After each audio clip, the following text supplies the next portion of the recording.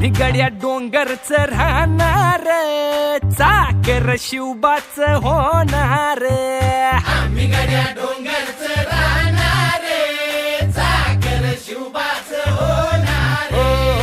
आम्ही गड्या डोंगरच राहणार, चाकर शिवबाच होणार.